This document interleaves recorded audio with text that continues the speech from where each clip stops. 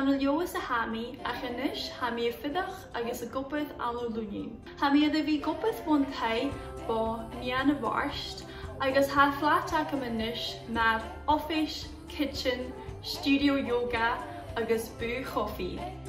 In thoiseach bhami go mat tamiljoch go fémin bhí anu lunin is on lockdown. Agus bhami a géri yachi go mo chilloch. Ha lockdown eith codam a hord yo I bhí déanamh bearach an sa community ecem.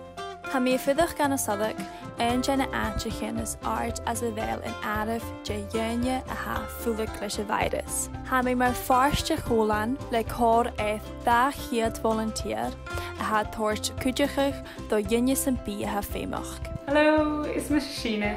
Ha mi a déanamh upper sir holch coolery Judi. Sé offer go Gianna hunam agus bí mi cúdiochach leis a hulacál a han skipper a Gianna.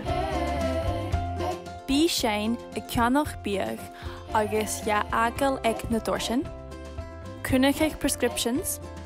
Ha call service ag in cúteach sean duine a ha díirech a géirí brín. Cúteach an a dóis an bí really. Sé ein dúrich a ha seo.